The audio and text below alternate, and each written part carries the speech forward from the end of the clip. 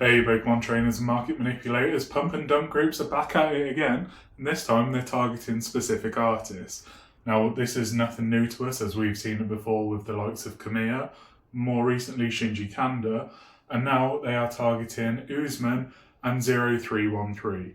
Let's get into some data and talk about these absolute silly sausages.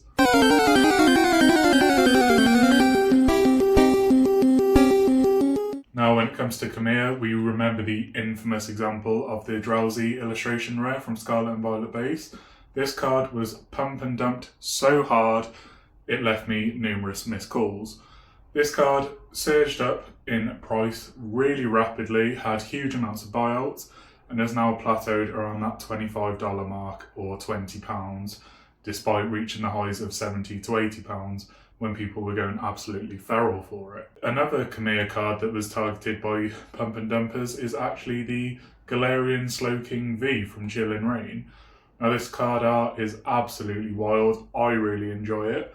But at the same time, this is a card that never should have reached the heights that it did, around the $80 to $90 mark, or about £70. Now, I don't want to spend too long on the Kamiya cards. I want to sort of just flick through this really quickly to give you an idea of like these kind of previous market manipulations based around artists and artworks.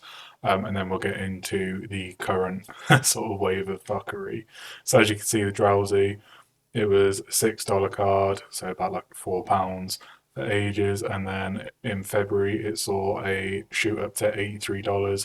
We all know it was going for more than that, but obviously this is just based on the averages, and then it sort of leveled out around that $30 mark or around £25.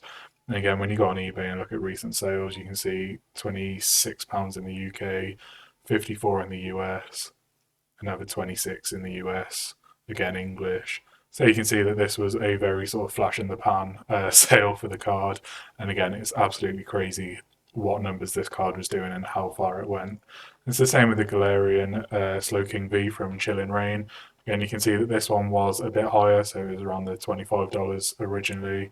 And then in April, so shortly after the Drowsy movement, it went up to 70, basically $80, and has kind of leveled out around that $50, $60 mark. And again, when we go onto eBay, you can see one anomalous one sold in the UK for £73, which is quite high. Then when you get into other sales from the US, so 44, 53, 52, again with bids, 60 with bids. Oh yeah, that's the Japanese one. So you can see that it's kind of like it was a real flash in the pan. Again, $60. Another at $72 at the start of October. So it's quite variable on this card still. So interesting to see, but realistically, I would not be paying more than say like £50 for this card. Then when we get into Shinji Kanda, you can see the Seismitoad infamous card that they said was going to get banned because it features what looks like 666 here, even though it's clearly just like vines on this sort of gothic-y background that he's so famous for. I mean, I think it's a great card, but again, it's not worth the prices that it's been selling for. So you can see, according to price charting, it's always been a $200 card. Upon release, this card was around that £40 mark or like $50, $60, and then it's just gone absolutely crazy. And again, you can see in English, £130 still, 144, £100. So that's nice to see a sub £100 listing. 140, another at 90 with bids, super positive feedback. So again, you can sort of see that the price is coming down when we know that this card was like £200, £300, like $300, $400. You can see that the average price trend as we're going through is sort of, it is coming down. It's absolutely crazy that this card got pumped that high, and as a Kanda collector, this one really sucked because, I mean, it sort of priced me out. I remember when Black Bolt first dropped in Japanese, I had the opportunity to pick the Seismitoad up for £16, and I foolishly thought, as with every other set ever, that when the English version releases, the Japanese one will drop. But then all the conspiracy theorists came in saying, oh, no, bro, it's going to get banned because, you know, the devil and shit. No, absolutely fucking stupid. If the card would have been banned, it never would have released in English. Like we saw with the Sabrina's Gengar, it would have released with an edited artwork. Didn't happen, was never going to happen. People followed the herd though, like sheep, and Unfortunately, the market got manipulated and people fell for it. And thankfully, it's going the right way now, but it is so scary to see how easily influenced people can be. So, who's next? At first, we have Usman. Now, this artist is famous for the Bubble Mew from Paldean Fates, one of the Scarlet and Violet era's greatest chase cards, in my opinion. However, we are now experiencing some ludicrous market manipulation with the Solosis illustration rare from Black Bolt.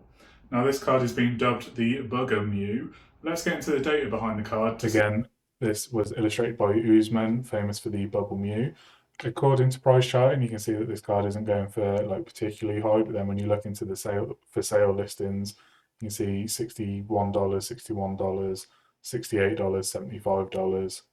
A few at $12.50, but I guarantee if we click into them, yeah, these have long sold. I wonder why. When we look at recent sales for the card, though, you can see that this one was best offer accepted on the 7th of October, so quite interesting that it'd be below that £30 mark, but then you can see £53, £53. This one ended at 47, a successful sale at 52, at 55 for an off-centered one, 48, 48, 52, 54, 62, 38. I mean, they've even put Bubble Mew in there. Fucking stupid. 49, 84, 45. So you can see it's consistently around that upper 45, closer to 50, and has exceeded it on many occasions. Unfortunately, it's not just stopping there with Usman's work, as we're also seeing the Clobberpuss illustration rare from Sage and Sparks shoot up in price. The telltale dynamic vertical line increase, as this card has been hovering around the $4 to $6 mark for ages.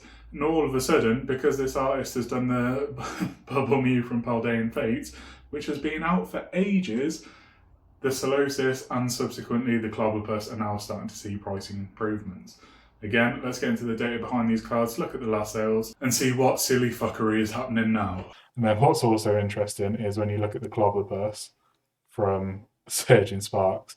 I mean, this card, as you can see here, like a £5 card, sort of $6. But then when you go into recent sales on the card, 20, 22, 22, 18, 14, graded 9 at 22. So that person's actually going to have made some money on that, which is wild. 14, 22, 27, 18, 14, and then you get into the more realistic pricing of how it's been for ages at £6, 16, 17, 30, 27, 16, 14, 21. It's just an opportunity that people think, oh yeah, I can make some really quick money on this. Then they flock to it, buy out the card, or these pump and dump groups buy out the cheaper versions of this card, which is why you'll see those few sales come through at like the £4, £5, £6 mark. And then immediately that card's back up and listed for 3-4 times the price. I mean, if you're that down bad needing like £10, fuck me, son. Just get a job. Like, any job will do. And then you can see the Paldean Fates Bubble Mew. Again, fantastic card, one of my favourite from the Scarlet and Violet era. But you can see that up until fairly recently, this card was around that $200 mark, shot up to $400 in February, and is now hovering at upwards of $650. But then when you get into actual for sale listings, you can see $670, $670, $730. And then when we go on last solds for the card, you can see an Ace 1 didn't sell. Ace 9, not surprised at that price, especially with the gash label. But £400, 422, 310, that's surprisingly quite low. It might have been damaged. I mean, a 10 from tag at 1600. So again, all of these artworks, they're claiming they're connected. I mean, you can see the sort of similarity of having a character in a bubble, and then the Clobberpuss is just because it's the same artist. It is so daft. And again, it's so sad to see that people buy into it, but it's because everyone's seeing like, oh, I can make like an extra £10 here. It's ridiculous. Shouldn't be happening. We shouldn't let it continue to happen, but unfortunately it does when the market goes in certain ways, and like influencers or vendors or like online sellers are just starting to hit this up crazily. This sort of shit happens, and it will continue to happen, as we'll see on the next artist, 0313. If you've made it this far into the video, please let me know by hitting that like button, dropping something in the comment section below, and even considering subscribing to the channel. Thank you. And now it wouldn't be a set release without more silly bastardry happening. We've got the Marshadow from Mega Evolutions, illustrated by 0313. Now this card is absolutely fantastic in my opinion, as you'd have seen on one of my previous card show vlogs. I actually picked this up in Japanese for around £4 or about $7. That is no longer the case, as this card is now upwards of £20 or $25 in Japanese and around $80 or £80 in English. Now this card is starting to see a bit of a Pikachu tax, as Pikachu features in the bottom of the card illustration. It's Pikachu! Very nice touch, nice way of getting Pikachu into a card without making him the sole focus, and also nice to see Marshadow getting some love. But what is really pissing me off about this card is how the other Marshadow card from Cosmic Eclipse, also illustrated by 0313, is now skyrocketing in price because it shows the same scene from a different angle. Again, this card is just a reverse holo, and it has been going upwards of $80, which, as we can agree, for a Sun and Moon era card, reverse holo of a non-too popular Pokemon is fucking ludicrous. To quote a famous scholar, it's a fucking shambles. So the Marshadow from Mega Evolutions, fantastic card, as I say, features a little Pikachu down here. Really cool artwork, nice to see a different Pokemon get a bit of a spotlight. As you can see, the price charting for this is actually showing it's on a slight downward trend, going from $106 to $80, which again, you know, for an English set release, not the worst. When we hop on over to eBay, you can see £60, 52, 71, 46, 54, 67, 45, 42, 49, didn't sell at 60, but then this one sold for 71, make it make sense, 52. So again, very erratic pricing. This one at £38, I mean, that's pretty realistic, I'd have said. But the real kicker with this artist, 0313, again, fantastic artwork, is the fact that the original Marshadow Cosmic Eclipse interaction with Pikachu, again, reverse holo, you know that this card is not an expensive card. You can see price charting, it has always been like $2, not much at all. We get into recent sales on eBay, and this is the non-holo rare, 36, 20, 30, 12, 16, 17, 17, and then it starts to get a bit ridiculous with 45, 20, 36, 20, 54, 19, 49, £100, like what the fuck is that? £58, £40, three of them non-holo rare at 40 quid. I mean, that's still, you know, £36 more than it should be. I mean, that's just about passable, but still ridiculous. 54, 18, 18, 72, what are we doing? 22, 14, 25, 17, 40.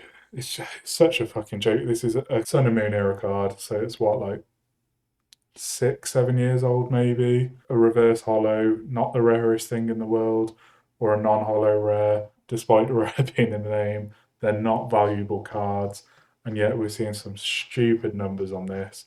Again, pump and dump groups, market manipulators, they love to go after these cards that are readily available. They can pick it up cheap and flip it crazily expensive. It's why they always go after promos, because they're 10 a penny, literally, and then they can start selling it for crazy markups. Now they're doing it from a really niche reverse holo just because it's a different perspective of an artwork that we've had in a recent set. Again, stupid, so incredibly stupid. Please, if you are tempted to pick up this card, just wait.